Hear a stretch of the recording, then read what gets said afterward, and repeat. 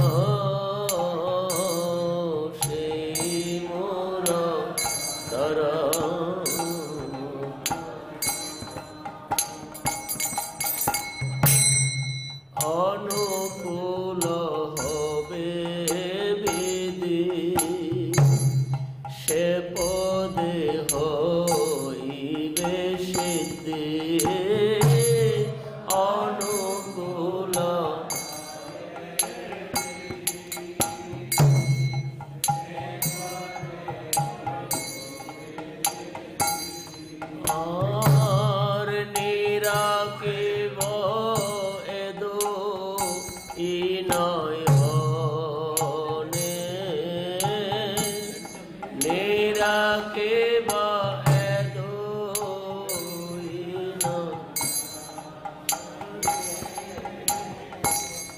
সেরূপ মাধুরী রাশি প্রাণ কুবলয় শশে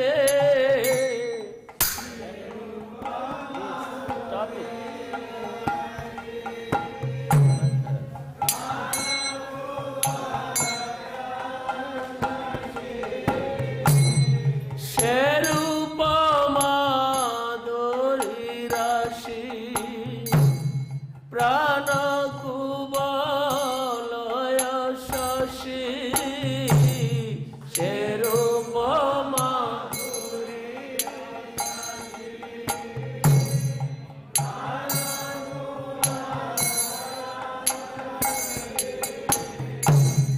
প্রফুল্লিত হবে নিশিদিনে প্রফুল্লিত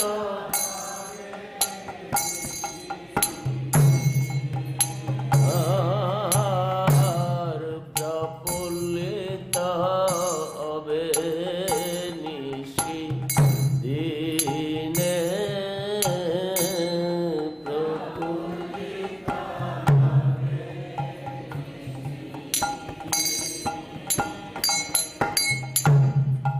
দোহায় দর্শন আহি গরলে জরল দেহি দোহায় দর্শন আহি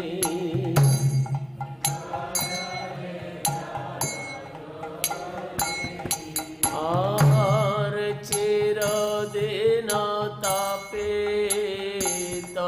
জীবন চিরদিন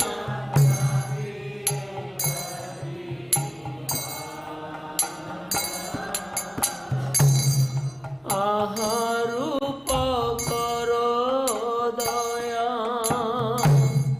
দেহ মুরে পদ চায়া আহারূপ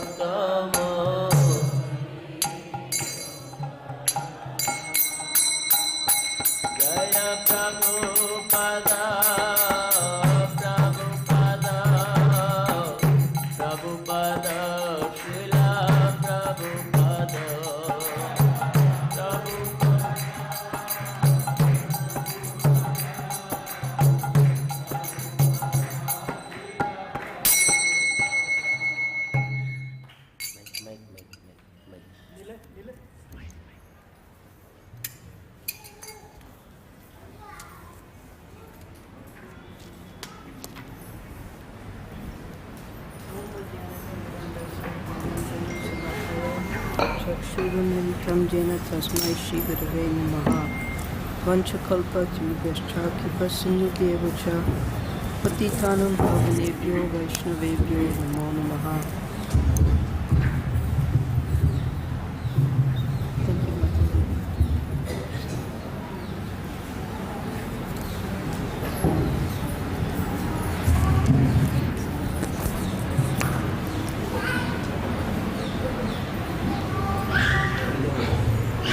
Hare Krishna. Today we're reading from Srila Prabhupada Lilamrita, Chapter 3, A Very Nice Saintly Person. As a prominent magistrate, Bhaktivinoda Thakur was a responsible government officer. He served also as superintendent of the temple of Lord Jagannath and was the father of 10 children. Yet in spite of these responsibilities, he served the cause of Krishna with prodigious energy.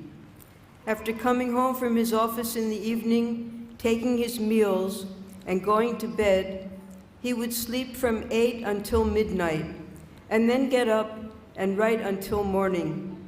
He wrote more than 100 books during his life, many of them in English.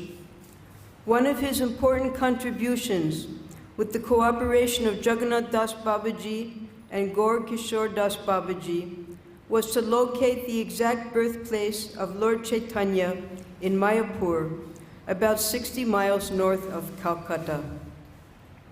So this paragraph gives a very short summary of the contributions of Bhaktivinoda Thakur to Gaudiya Vaishnavism. Bhaktivinoda Thakur, he was a cautious reformer because in his age, the authenticity of Gaudiya Vaishnavism had become very much degenerated. By the association of pure devotees such as Jagannath Das Babaji and Gaur Kishore Das Babaji, he came to the conclusion that in Mayapur, the place where they're worshiping as the birthplace of Chaitanya Mahaprabhu is not the actual birth site. So as he grew older in his service, the government service, he was in Puri at the time, he began his sadhana by writing many, many books. As we hear here, from 8 o'clock until midnight he slept, and then from midnight till 4 in the morning he would write books. Over 100 books he wrote. And these were to give the foundation of the reawakening of pure Gaudiya Vaishnavism. But at that time he hadn't taken Diksha. So although he was writing and he was lecturing, the Brahmins and the other Vaishnavas, they criticized because this person who's asserting himself as an authority in Gaudiya Vaishnavism does not even have Diksha. So he had to find a guru. And after 3 years of correspondence with one caste Brahmana from Gaudiya district, the Nadia district, Burdwan, he and his wife decided to take Diksha. And that was from Bipin Bihari Goswami. Now this was a formal Diksha in order to satisfy those who were hearing from him. But as he wanted to retire, actually he wanted to go to Vrindavan to just perform bhajan, because part of his Diksha was Siddha Pranali. Siddha Pranali was when you're given by your guru who you are in the spiritual world, what your dress is, what your body looks like, what your service is, 11 different descriptions of your spiritual identity. So he wanted to go to Vrindavan and just do bhajan. But one night, Bhaktivinoda Thakur had a dream, and Chaitanya Mahaprabhu came to him. And he said, yes, you will go to Vrindavan, but first I have some work for you to do in Navadvip. So what are you going to do? So when he woke up, he decided then that he should try somehow or other to leave his post in the government and just devote himself to whatever it was Chaitanya Mahaprabhu wanted him to do in Navadvip. So first he wanted to resign, and the government wouldn't allow that. Then after they tried to promote him to make Minister of Assam and so many different higher posts, he rejected all of them. And finally he made a trade that the deputy magistrate in Krishna Nagar would take his place and he would go to Krishna Nagar. So when he was at Krishna Nagar, then he was able to make his residence there. And he also had the collection of the many books and the ancient maps of Navadvip. So he began to study in their collectorate all of their books and maps. And not only that, but by vision, he was able to see that there was one very particular place on the other side of the Ganga. And by identifying through those maps, the ancient maps, he came to understand that this was actually the real birthplace of Chaitanya Mahaprabhu.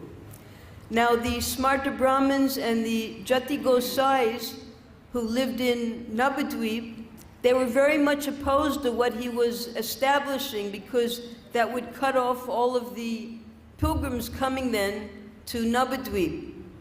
But still he went ahead, and with the confirmation of Jagannath Das Babaji, he began to establish the Yog Pit in Mayapur.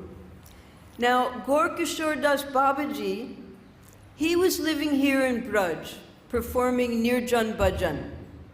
But when he heard what Bhaktivinoda Thakur was doing, he gave up his residence here in Braj, and he came all the way to Navadvip just to see the place that Bhaktivinoda Thakur had founded. So this is how Gaur Kishore Das Babaji became very much involved in the activities of hearing from Bhaktivinoda Thakur and assisting him with the establishment of the Yog Pit in Mayapur. While working to reform Gaudiya Vaishnavism in India, he prayed to Lord Chaitanya, "Your teachings have been much depreciated. It is not in my power to restore them." And he prayed for his son to help him in his preaching. When on February 6, 1874, Bhakti Siddhanta Sarswati was born to Bhaktivinoda Thakur in Jagannath Puri, the Vaishnavas considered him the answer to his father's prayers. He was born with the umbilical cord wrapped around his neck and draped across his chest.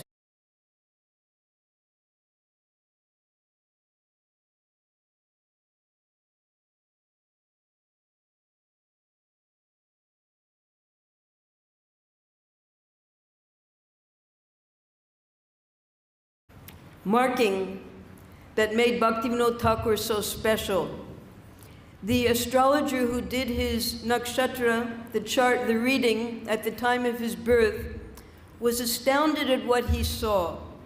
In the Bhakti Rasamrita Sindhu, we read about 32 special qualities of Shri Krishna. He has 5 qualities that are long. These are the parts of the body.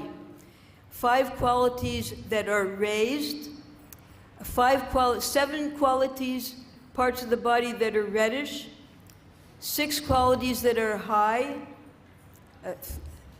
5 that are long, 5 that are sukshma, very fine, 7 that are reddish, 6 that are raised, 3 that are wide, broad, 3 that are small, and 3 that are very grave.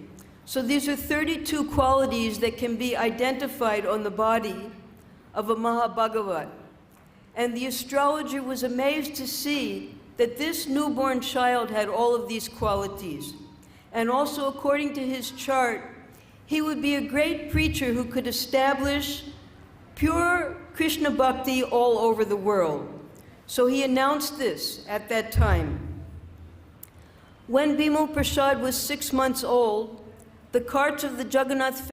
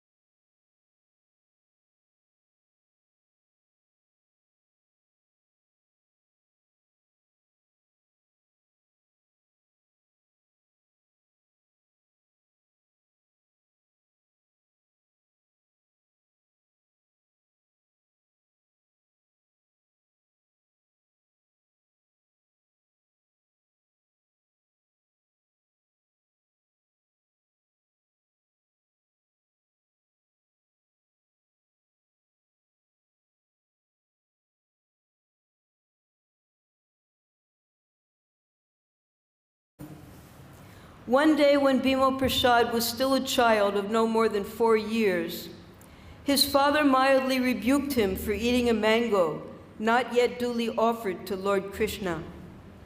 Bhima Prasad, although only a child, considered himself an offender to the Lord and vowed never to eat mangoes again. This was a vow that he would follow throughout his life. Thousands of people would offer mangoes to Bhaktisiddhanta Saraswati Thakur. And he would always say, "No, I'm an offender."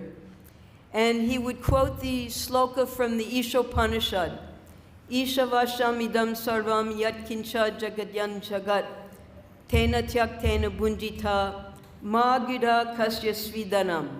We should never take that which is not our quota, because these particular mangoes had been set aside specially for the Govardhan Shila. And just as a small child running by, Bhima Prasad, he ate those mangoes. For the rest of his life, he wouldn't touch mangoes. This was the moral and ethical standard that he was on, even as a child.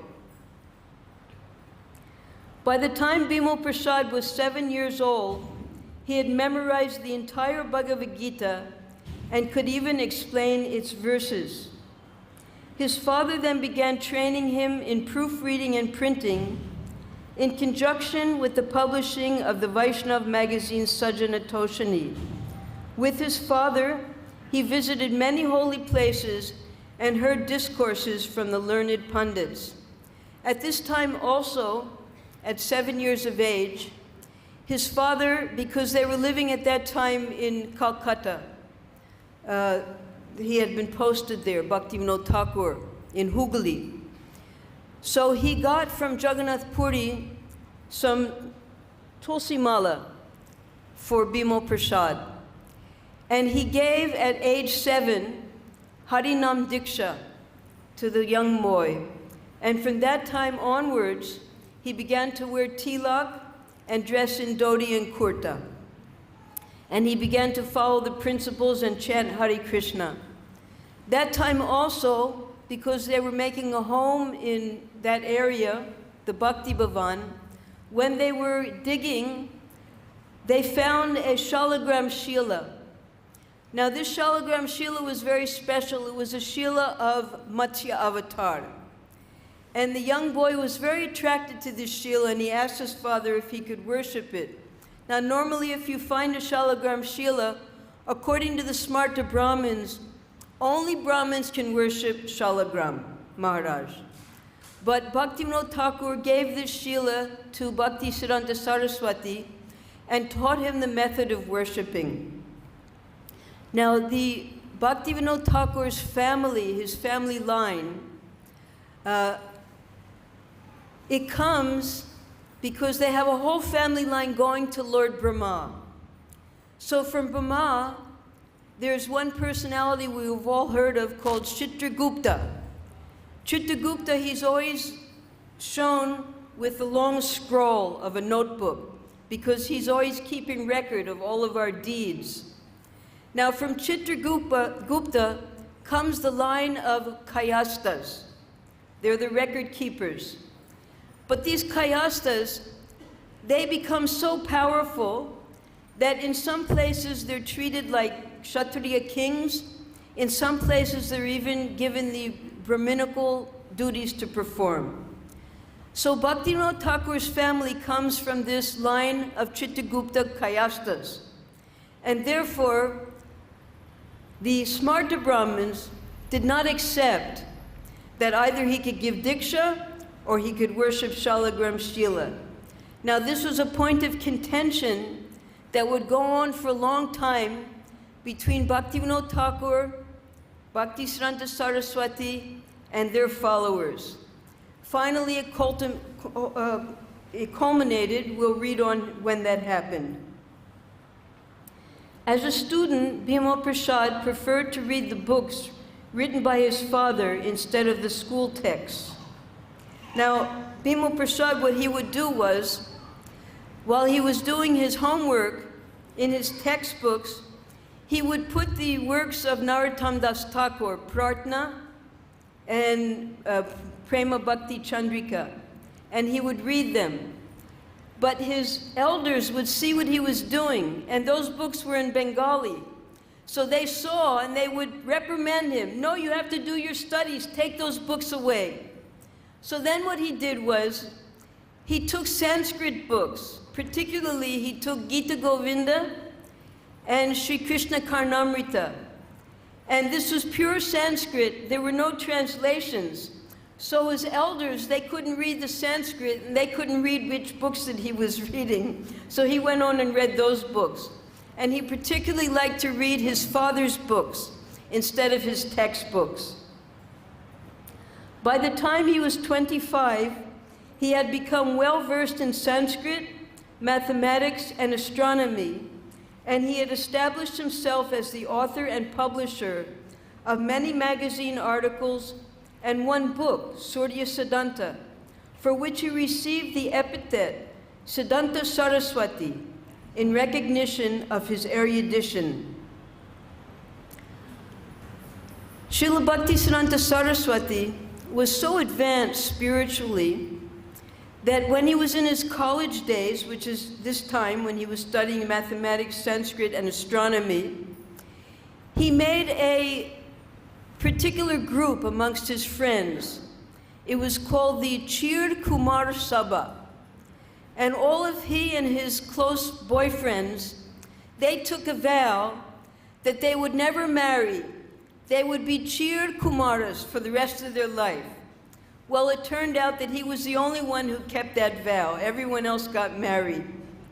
And then, because he had become so erudite in astronomy, now there are two sections of astronomy and astrology. One is the calculations according to the planets and the sun, and that's very mathematical, according to Vedic mathematics. And the other is predictions. So Bhaktisiddhanta Saraswati, he was concerned with the calculations, because according to the ancient texts coming from Lord Brahma and the rishis, the Sapta rishis, the calculations had not been properly done for the past 800 years. They had made no adjustments. So he brought that up to his teachers, to his professors, and they admonished him. And there was a conflict between what the Shastras said and what his teachers were teaching. And he felt that he could not go on any further with his education under these professors.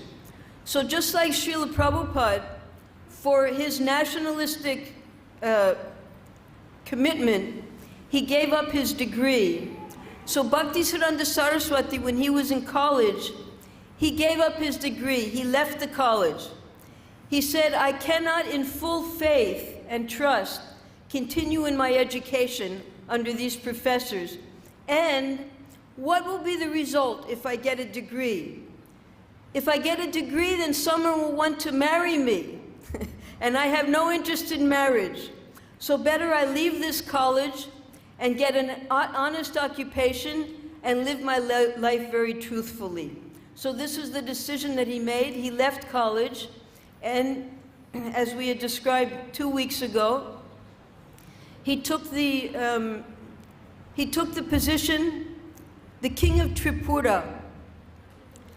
Now, 300 years earlier to this, when Jiva Goswami had sent out Shyamananda Pandit, Narottam Das Thakur, and Srinivas Thakur, Narottam Das Thakur, he sent his disciples to the eastern side of the Ganga.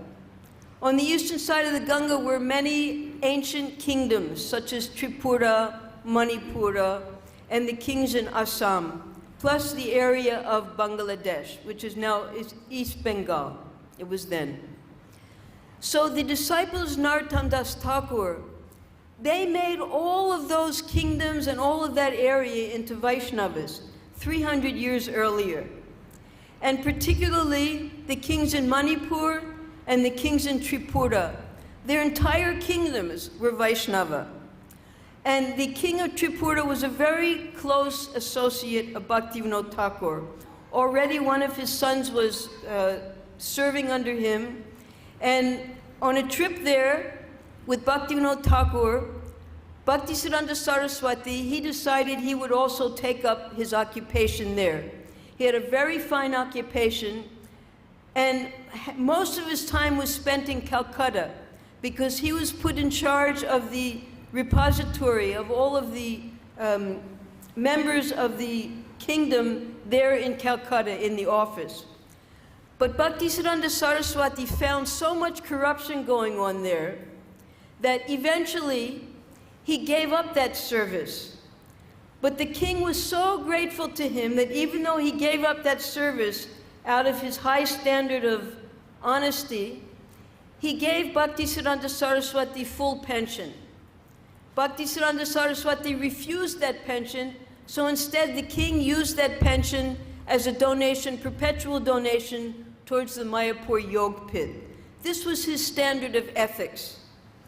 So at the time, when he gave up his service to the king of Tripura, he then approached his father because he saw that within this material world, although he was living a Bhadralok lifestyle, highly ethical, highly moral, his principles were truthfulness, and at the same time he was studying all the literature of his father and the Gaudiya Vaishnava scriptures, he did not know what to do next in his life.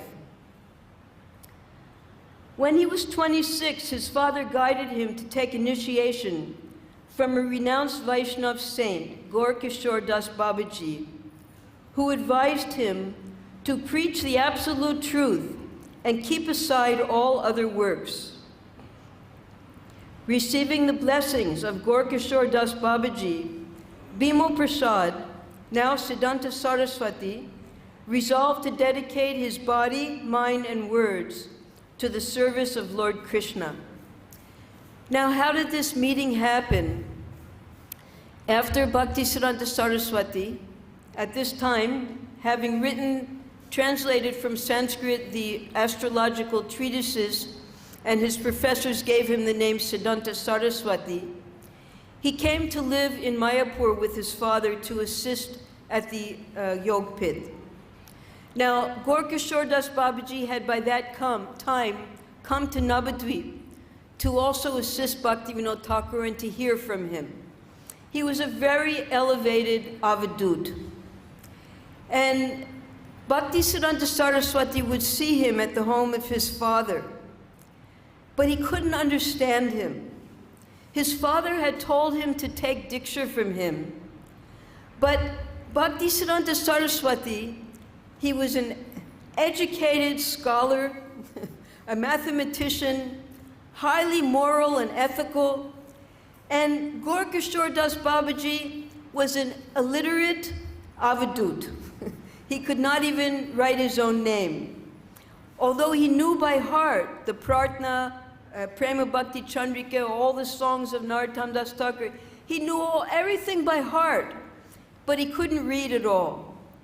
Now one day, Bhaktisiddhanta Saraswati, he heard a beautiful bhajan being sung by Gaur Kishore Das Babaji. Kotai go prema mai radhe. Very long, beautiful bhajan that he had himself composed, and it was in the mood of Raghunath Das Goswami. Now, we who live here in Vrindavan, because what Gaur Kishore Das Babaji was describing is, where is Radharani? I went to see you, and he named all the places where Radharani would roam in her pastimes of Shri Krishna. Tamalvan, Talavan, Keshiga, all the different places that we know here in Vrindavan. But Bhaktisiddhanta Saraswati, he had never heard a bhajan like this before. In the mood of separation, Raghunath Das Goswami from Srimati Radharani. And it struck something very deeply in his heart, something that he had never experienced before in his whole life. At that time, he approached Gaur Kishore Das Babaji for initiation. And rather haughtily, he said to him, "I know that you are a devotee of that debauchee Krishna.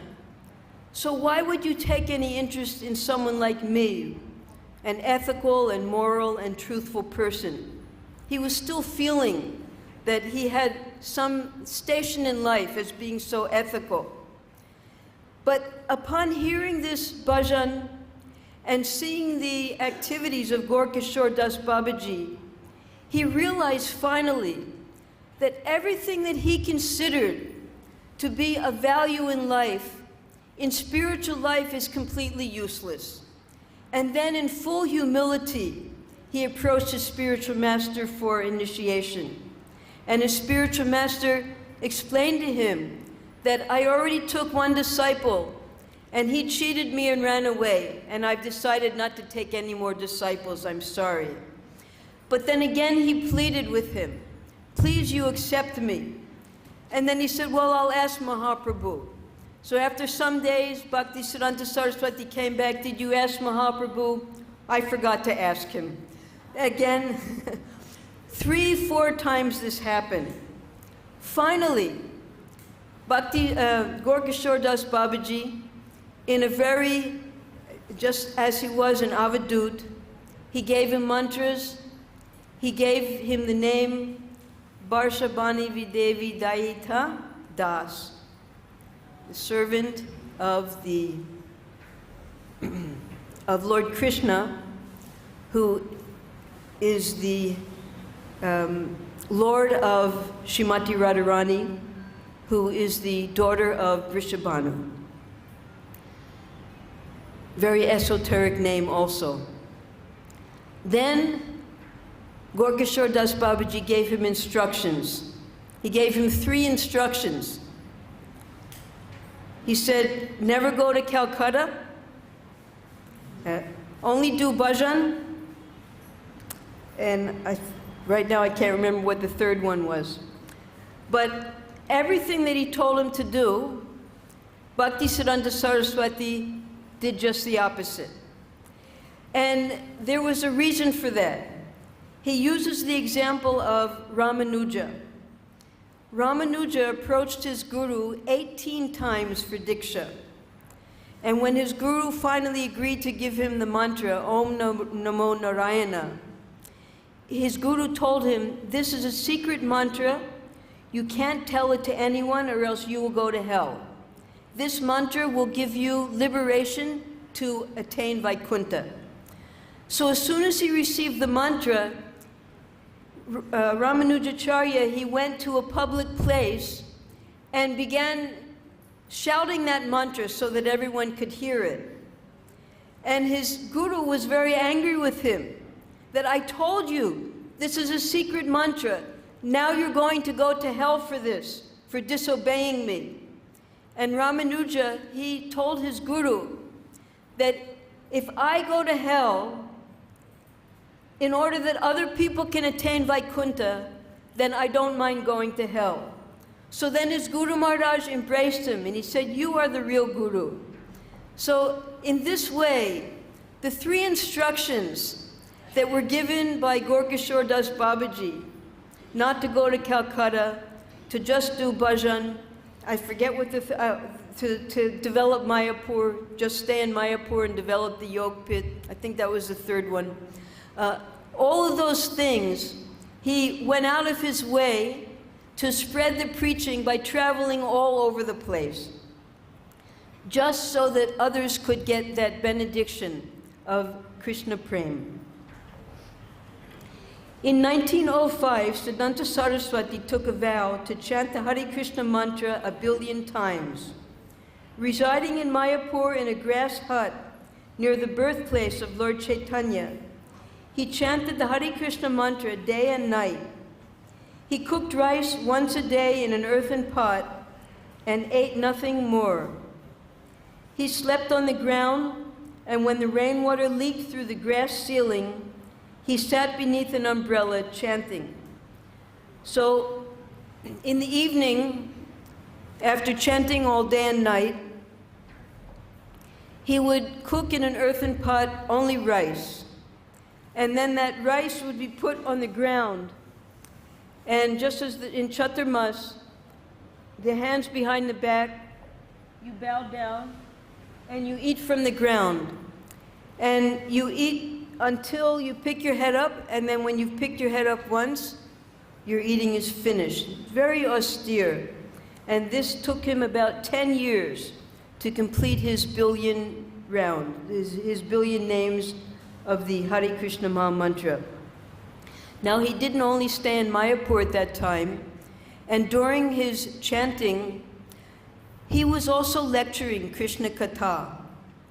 And he was attracting young men from his lectures. And they were coming and hearing from him regularly. At this time also, his spiritual master was still present. Sometimes even his spiritual master would come and hear his lectures. So during this chanting time, he was not only involved in Nirjan Bhajan, he was also beginning his lecturing and preaching and assisting his father with the printing work, because they had what was, his father called it the Chaitanya Yantra. Now, where's that logo, that picture, Prabhu? Prabhuji?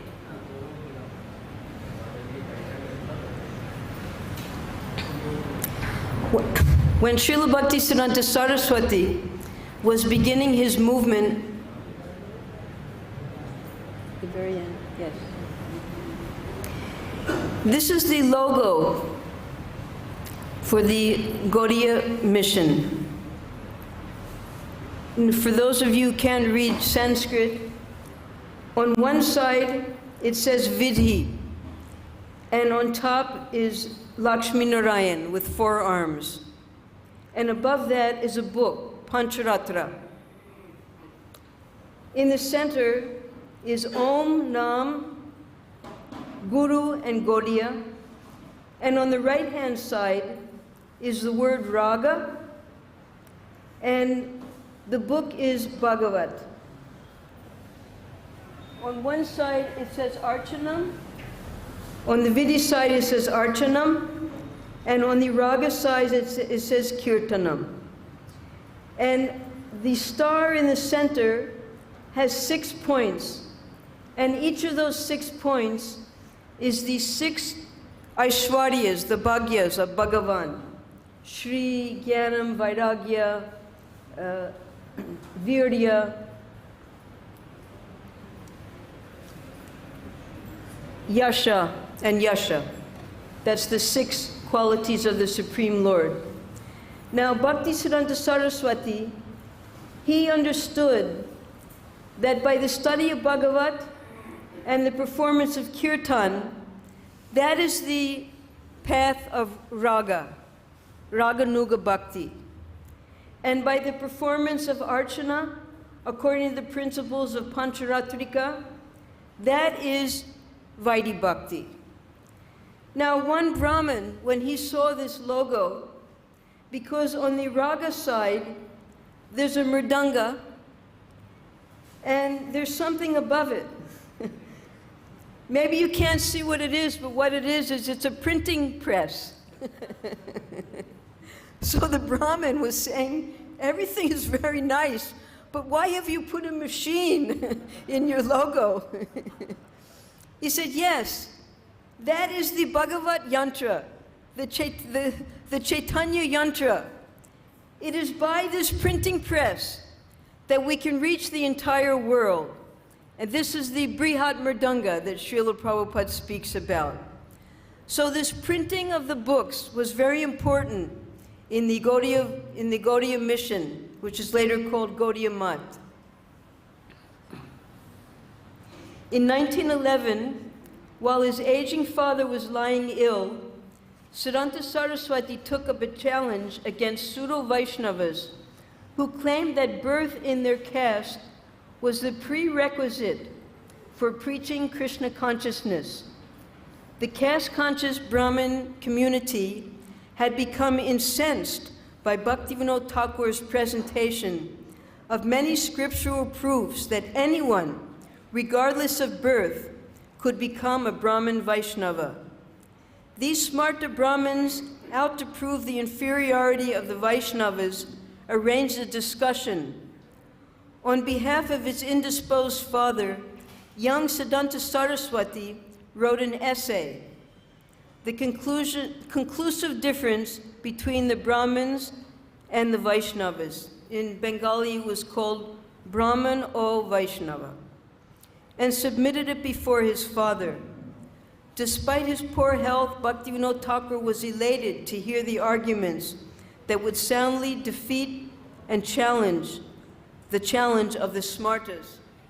Now, there were several reasons why Bhaktivinoda Thakur chose not to attend this conference. First of all, the Brahmin from whom he had taken official diksha, Bipin Bihari Goswami, he was a caste Brahmin. And if Bhaktivinoda Thakur were to go and speak the pure philosophy of Gaudiya Vaishnavism, he feared that it might offend his spiritual master. Now, Bhaktivinoda Thakur's health was also very poor at that time. He was suffering from rheumatism. So, mainly on these two accounts, because Bhaktisiddhanta Saraswati had written such an erudite paper to prove that Vaishnavas are superior to caste Brahmins. So therefore he sent his son to this meeting, this convention, between the caste Brahmins and the Vaishnavas. Siddhanta Saraswati then traveled to Midnapur, where pundits from all over India had gathered for a 3-day discussion. One very important Goswami who took part in the discussion and all of these discussions was Madhusudan Das Goswami, who was the grandfather. We have Madhusudan Das Goswami, then we have Vishwambar Das Goswami, then we have Padmanabh Das Goswami. These are all the Goswamis from the Radharaman Gera. And Madhusudan Goswami was a very dear friend who fully supported all of the preaching of Bhaktivinoda Thakur. Some of the Smarta pundits who spoke first claimed that anyone born in a Sudra family, even though initiated by a spiritual master, could never become purified and perform the Brahminical duties of worshiping the deity or initiating disciples. Their philosophy was so crooked, they even took the example of the 6 Goswamis. Now, amongst the 6 Goswamis, only one of them was not a born Brahmin. Although we have heard that Rupa and Sanatana Goswami, they had been excommunicated from the Brahminical community, they were still born Brahmins, Saraswata Brahmins. And all of them, except for Raghunath Das Goswami, was born in a Brahmin family. So the Smarta Brahmins said that Chaitanya Mahaprabhu, even he followed this, because you'll see that Chaitanya Mahaprabhu only gave Raghunath Das Goswami Govardhan Shila. And nowhere is it mentioned in the Shastras that one can worship Govardhan Shila. This is just something that is developed over the ages. So they said, you see, even Chaitanya Mahaprabhu, who was born in a Brahmin family, did not give his non-Brahmin disciple, Raghunath Das Goswami, a Shalagram Shila to worship. So they used that as an example. They didn't give the example of Haridas Thakur, of course. So then, what happened was, finally, Siddhanta Saraswati delivered his speech. He began quoting Vedic references glorifying the Brahmins. And at this, the Smarta scholars became very much pleased. But when he began discussing the actual qualifications for becoming a Brahmin, the qualities of the Vaishnavas, the relationship between the two, and who, according to the Vedic literature, is qualified to become a spiritual master and initiate disciples, then the joy of the Vaishnav haters disappeared. Siddhanta Saraswati conclusively proved from the scriptures that if one is born as a Sudra, but exhibits the qualities of a Brahmin, then he should be honored as a Brahmin despite his birth. As Chaitanya Mahaprabhu says, Suchi hoy muchi hoy yade Krishna tyage, muchi hoy suchi hoy yade Krishna bhaje. So this is coming from Chaitanya Mahaprabhu. And if one is born in a Brahmin family but acts like a Sudra, then he is not a Brahmin. After his speech, Siddhanta Saraswati was congratulated by the president of the conference, and thousands thronged around him. It was a victory for Vaishnavism. Yes, it was a victory, but the aftermath was very dangerous. Bhaktivinoda Thakur, he was a very cautious reformer. But Bhaktisiddhanta Saraswati, he was a fiery revolutionary. And therefore, because he spoke the truth and he did not fear anyone, therefore he made many enemies. For instance, when he made his first sannyasi, who was Bhakti Pradeep Tirtha Goswami, the next day he sent him to East Bengal, to Dhaka, to start a mutt there. Now, that was the seat in East Bengal. For so many hundreds of years, the caste Brahmins, the Smarta Brahmins, had been misleading the entire community of Vaishnavas. Though they were Vaishnavas, they were fish eaters, they took intoxicants, other dubious activities, but they had complete control of the Vaishnav community. And the Smarta Brahmins, when they saw that a disciple of Bhaktisiddhanta Saraswati was coming, they warned their disciples, don't even give them water, don't give them food, don't let them come to your home, don't give them anything, or else your whole family will be cursed by us. So they got no assistance whatsoever. And they wrote back to Bhaktisiddhanta Saraswati, and he came himself, and he began to preach. And then, by this pure preaching, he was able to convince, because the students, the young men, they could see that this was the pure preaching, so they became his students. And some of the Vaishnavas, they put forward questions, and Bhaktisiddhanta Saraswati was able to answer those questions, and some of the Brahmins had to admit that his answers were correct. So gradually, as he was becoming victorious, he was gaining more and more enemies on the other side. And this would later culminate in Navadvip, where there was actually an attack and a threat of assassination. With the passing away of his father in 1914 and his spiritual master in 1915, Siddhanta Saraswati continued the mission of Lord Chaitanya. He assumed editorship of Sajjana Toshani and established the Bhagwat Press in Krishna Nagar. Then in 1918 in Mayapur, he sat down before a picture of Gorkishore Das Babaji and initiated himself into the sannyas order. At this time, he assumed the sannyas title Bhaktisiddhanta Saraswati Goswami Maharaj. So when his father, before he left, he gave instructions to his son. There were many instructions, but those instructions can be condensed into three main instructions. That is, Gaura Nam, Gaura Dham, and Gaura Kam. That means you spread the name of Chaitanya Mahaprabhu, you establish the Dham here, the Yog Pit, and you fulfill the desire of Sri Chaitanya Mahaprabhu, the Gaura Kam.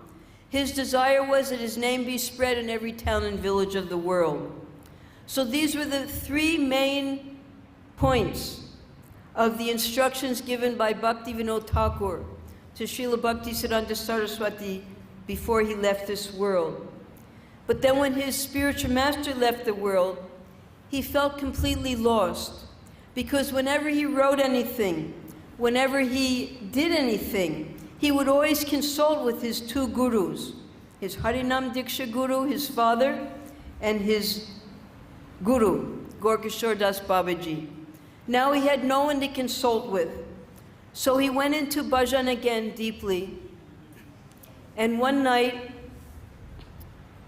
he had, you can say, a trance or a revelation that Chaitanya Mahaprabhu, the six Goswamis, all of the entire disciple succession, including Bhaktivinoda Thakur, Gorkishore Das Babaji, they all came to him. And Chaitanya Mahaprabhu said, you must carry on this work.